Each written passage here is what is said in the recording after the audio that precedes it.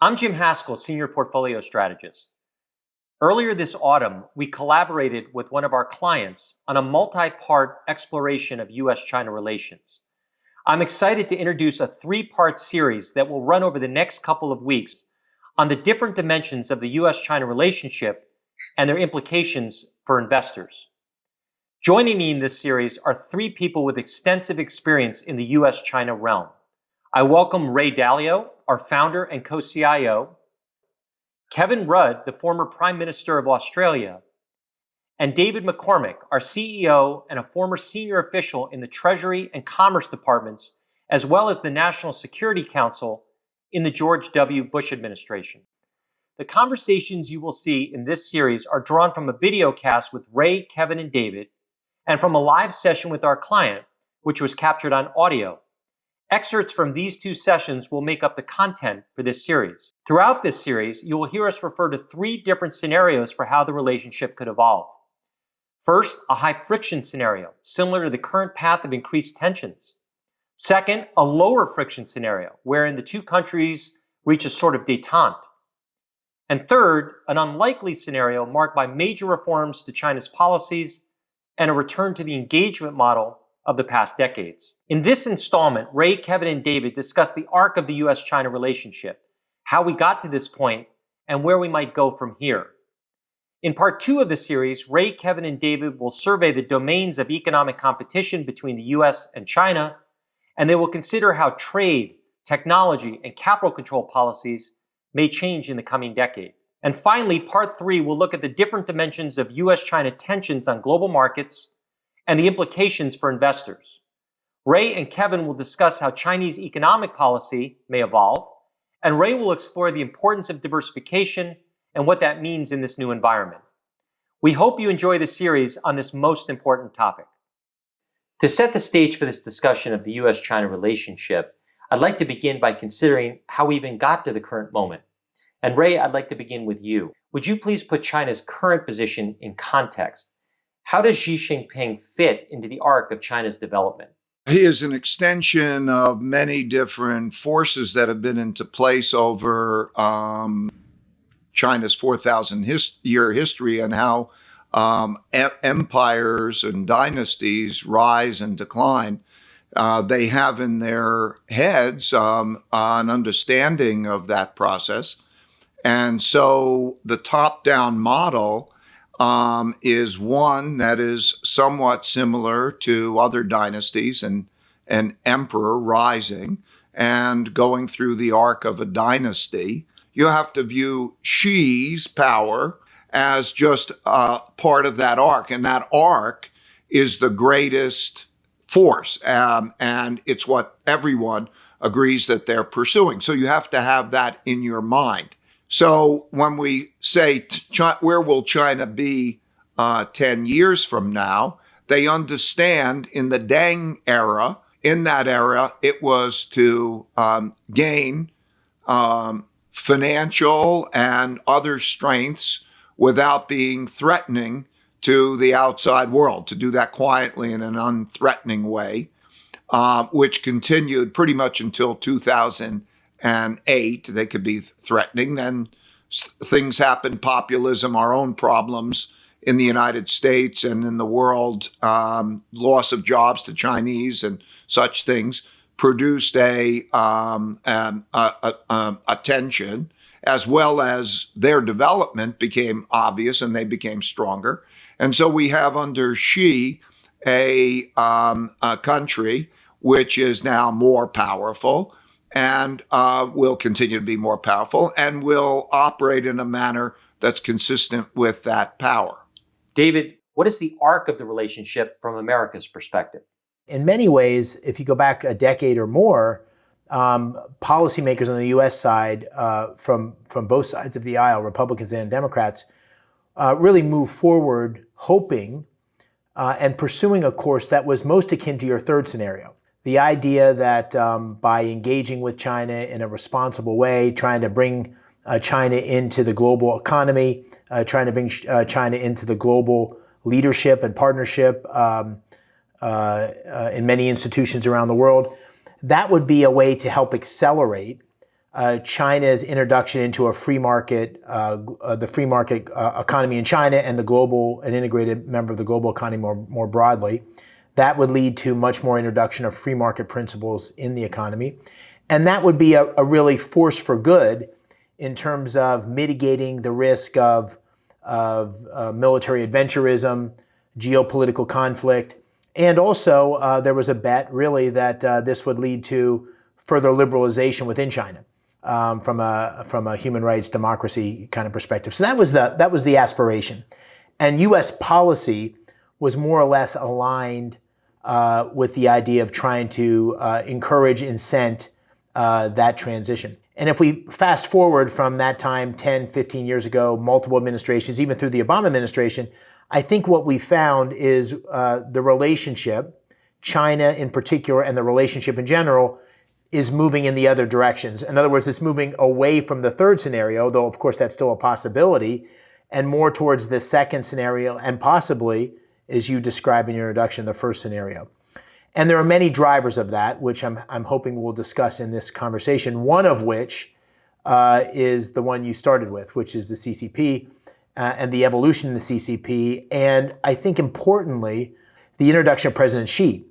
And President Xi sort of brought forward a point of view on the world and a point of view on China's role in the world that had a certain set of implications around technology leadership, around sovereignty, around the kind of economy that China would have, the combination of sort of top-down economic management with also a hybrid of free market principles.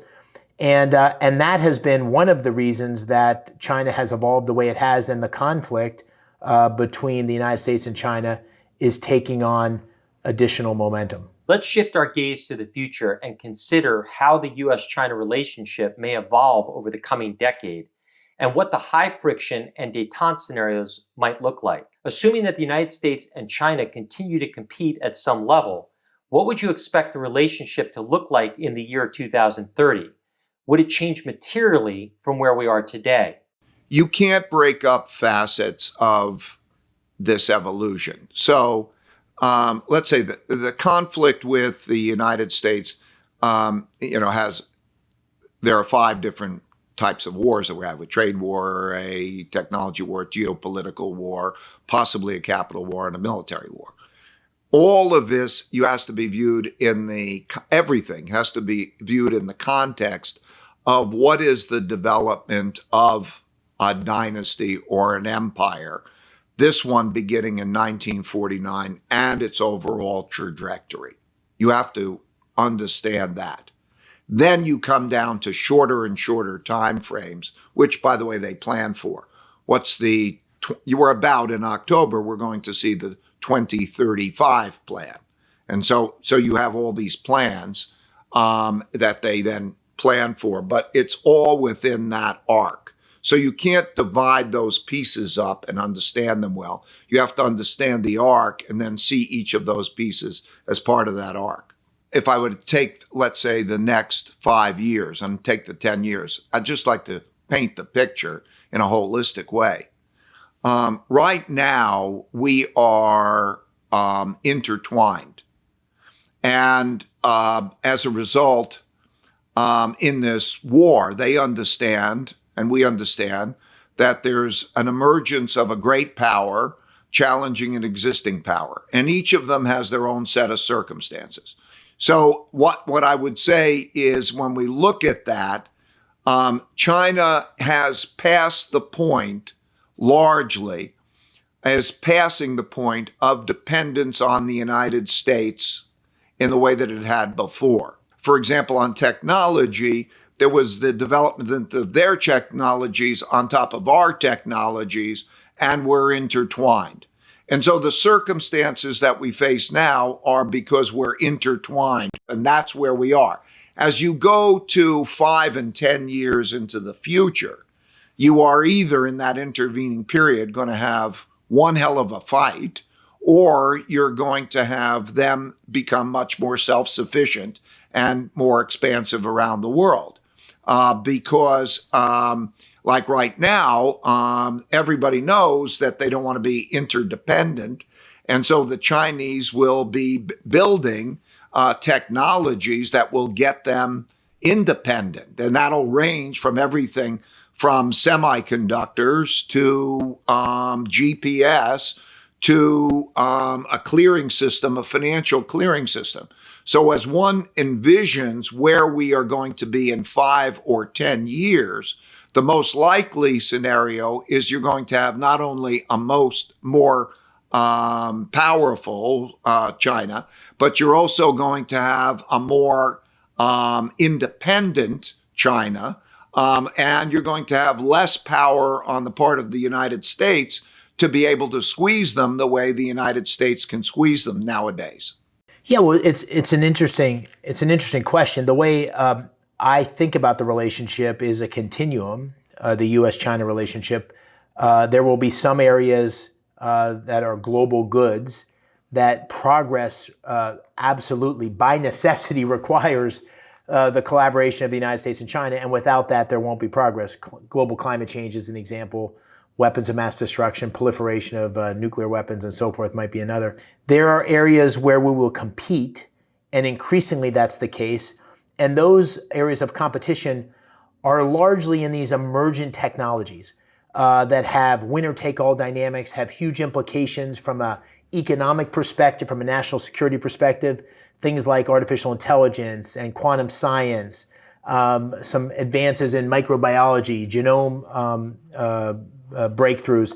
Those are areas where I suspect, will increasingly compete. And then there will be areas that we're going to have, fundamental disagreements. Taiwan is an example. Human rights is another example. And where you are on the continuum of cooperation versus conflict in those different areas is somewhat reflected in your scenarios. In the first session, Kevin followed up on David's comments about the continuum of competition and explored the possibility of the United States and China reaching détente, what could lead to such a situation, and what it might look like. Well, I've advocated various frameworks for détente between China and the United States myself since about 2015, within a framework of what I've described as a policy of constructive realism. And what do I mean by that as a framework for the future? Being realist about where these two countries will never agree and constructing red lines consistent with the period of détente between the Soviet Union and the United States in decades gone by. While in other domains, concluding that various levels of competition and or collaboration can continue, but in the absence of the risk of all-out war. That's the nature of détente. So therefore, what we're looking at is various forms of, shall we say, conventional red lines, which would need to be drawn around the US-China relationship. And in a mature relationship, you could begin to draw such red lines around the South China Sea. You could begin to draw such red lines around Taiwan. You could begin to draw such red lines around the East China Sea. Beyond that, I'm not sure what additional red lines would be drawn other than in cyber and space, which are critical. And outside the red lines, under a strategic competition scenario, you could say everything else is competitive in security terms, in foreign policy terms, in ideological terms, in economic terms, in technological terms, and in the rest. But you may also choose, as the United States and the Soviet Union did, even in the Cold War, to combine and collaborate, for example, on global campaigns against polio, in areas of global public health collaboration. So I think those would be the sort of disciplines which would apply to a détente, red line, strategic competition, strategic collaboration spectrum under such a scenario. Looking to the geostrategic balance in Asia, I asked David to describe America's interest in the region and to consider whether the U.S. would accept the Chinese sphere of influence taking hold. I think it's a challenging question, but I don't think there's places that we would consciously let the Chinese sphere take hold without, from a U.S. perspective, without deep consideration, because each and every move and counter move begins to set a precedent and so forth.